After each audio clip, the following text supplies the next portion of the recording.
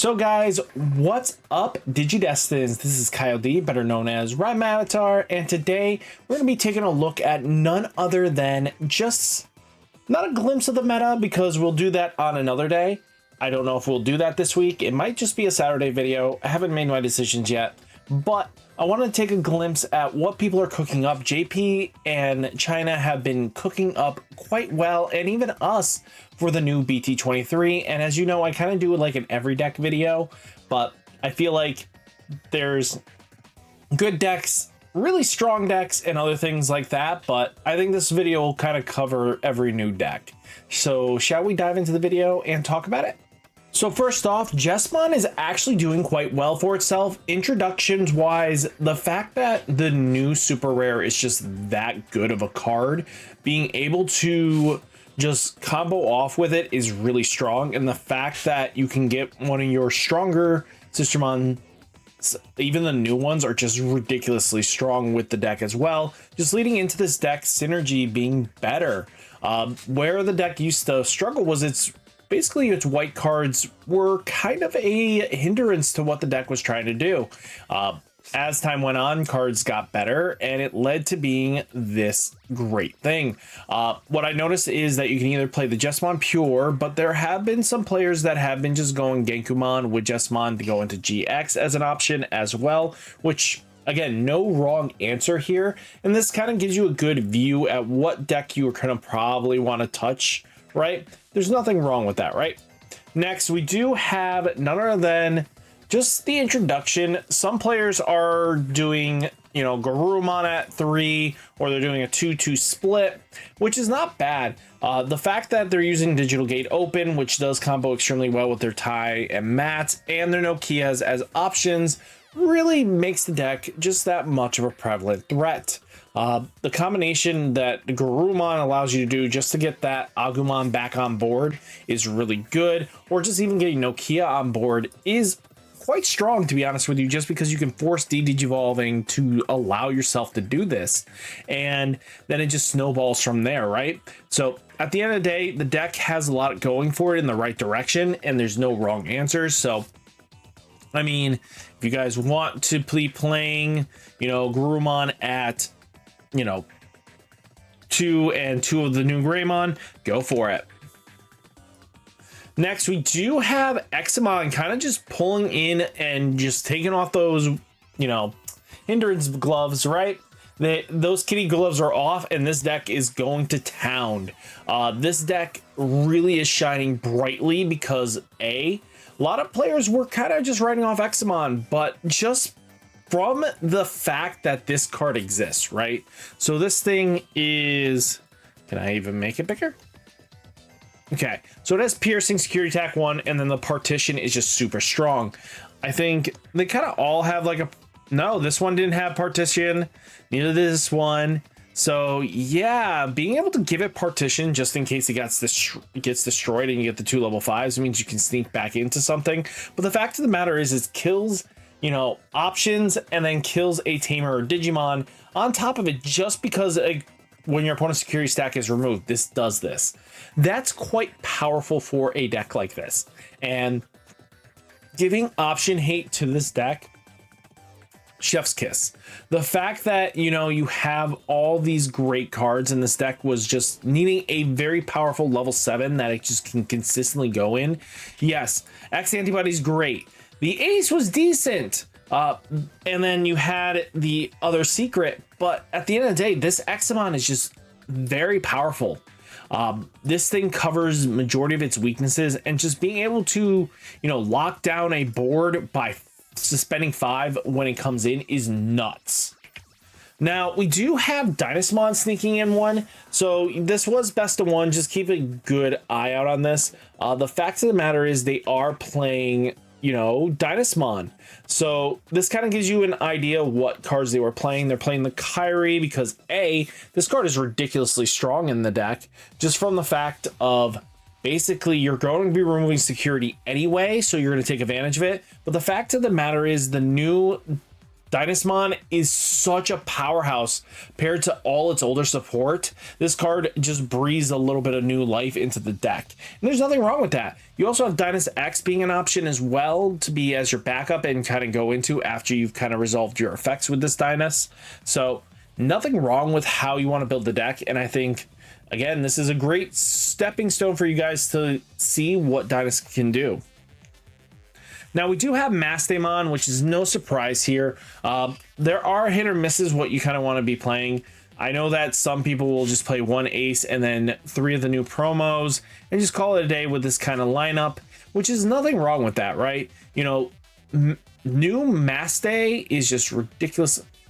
Interesting. This should have been... Oh, okay. Let's see if we can actually get a Mastay up here, because... You know what? I don't like decks like this one.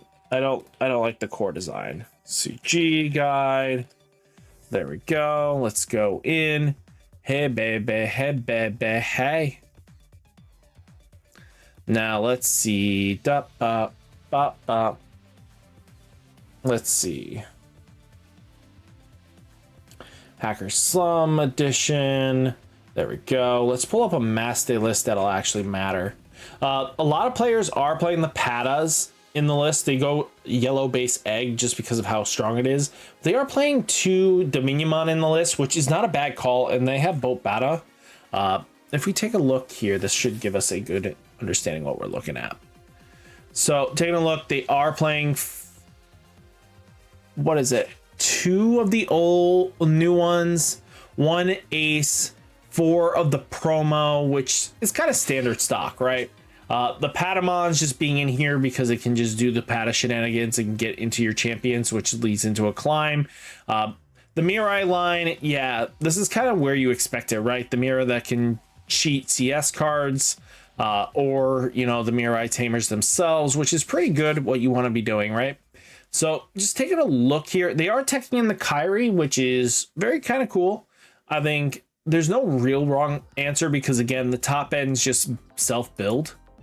Now, we do have bees doing stuff. So, again, I've been seeing people on Queen Beemon at least 2 to 3, which is not bad. So, you guys have it. It's not terrible. You have Tiger Vespa Ace, which is kind of just leading the pack, right? Just being able to, when the Digimon suspends, flip one of your face-up cards and security face down, one of your Digimon unsuspends. So Tiger Vespa can just basically get in 5 attacks by itself if you can just somehow keep it boosted and just strong enough. The promo Royal Base definitely helps when any of your Digimon would digivolve into a Digimon with Royal Base trait, reduce the Digivolution cost by 1, add your top security card to hand, then place this as a face up as your bottom security card. Not bad, actually. Just being able to have Royal Base in there just to help out, really solid. And just, again, bees are pretty decent, and I think players are going to be shockingly surprised when they play it into the format, right? Did I skip anything? Yep. We have Balfamon doing some stuff. Again, you definitely need the promo, so it'll be a little bit of time for players that didn't go into enough locals have this at a fair price. This is gate kept by 7, but you know, they are using the Kapori just so that this can come in for a 0 cost, which, to be honest with you, I don't understand why. Just play the better cards. Even if you just lose out on a 1 cost evolve, you know, you do have the Gizamons that are going to delete the egg anyway. But at the end of the day, it's your call how you want to build your deck, right? You know, I kind of wish they gave us one more ultimate of some sort, even if it just was a, you know, cheaper cost something, right? You know, we have Ogremon climbing, so when a card is basically trash from your hand, you gain a memory, if I remember correctly. These both do that. So, yeah, I think at the end of the day, the deck has a lot going in the right direction for itself. Now, we do have none other than King Drazel, aka Royal Knights. So players are teching in Karenimon, which is a decent possibility because this card is actually cracked a little bit. They are playing for this Jessamon from BT20, which makes sense. They are playing their ace lineup. You know, they aren't playing the new option, which is King Drazel himself, which again, I don't understand why not, because again, yeah, I get Purge can come in for like a 2 cost and stuff like that, which is what makes it extremely beneficial. But at the same time, just play what you want. Now, we do have, getting into it, so players have been wondering what you would do with Alpha from the old CS lineup. And I think this is probably going to give you the best results you can get with the list. Taking a look here, you know, you do have the option that Digivolves 4 of something. You know, the combination between the Abiyais, you know, just having, you know, your girl being able to go into Alpha is really good. But having Dynast as your backup threat is really solid, to be honest with you. A lot of players can't get around Dynast sometimes, and Dynast is a threat and a half.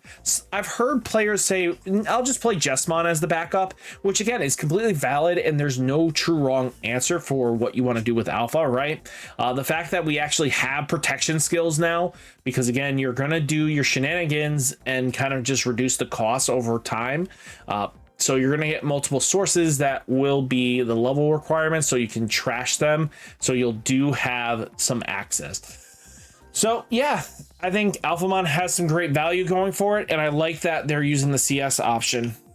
Taking a look here, we do have Hoodimon. So this is more control based instead of the OTK shenanigans that a lot of players are going to try out. Being control based, just getting those small chips really does help the deck out long term wise.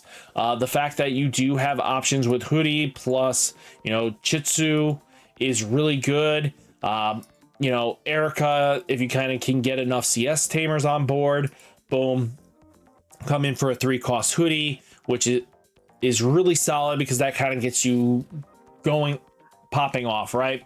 So again, ace options can be like, you know, Venusmon plus they're even teching in Black War Greymon ace, which is not a bad call, right? You know, he's a powerhouse in himself, right? And then you have the Shikodomons just being your joggers targets so that you kind of just loop for a little bit and deal some extra damage with the Hoodie shenanigans as an option.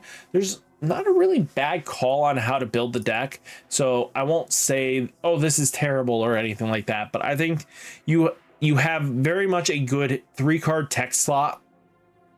Like you can either go 2 Venusmons and then a couple aces or more CS stuff. Just again, go with what you feel comfortable with at the end of the day. Now we do have Eaters getting the new wave of support. They are playing King Drazel in the list to combo in with the Mother Eaters. So yeah, I mean, wow, they're playing Kisuke. Okay, I kind of see where they're going with it, but at the end of the day, it's what you want to make of it. I think having access to what they do in this list is kind of nuts. Being able to have things gain rush, piercing, and all that shenanigans is really solid. And again, being able to boost, you know, Mother Eater up just so it comes out faster is really good. Was that the last one? Yep, that is the last deck we're going to be talking about. Coming next week, later this week, is a few other things. But guys, hit that like button, hit that subscribe button, stay safe, stay healthy. Don't catch the next one. Peace.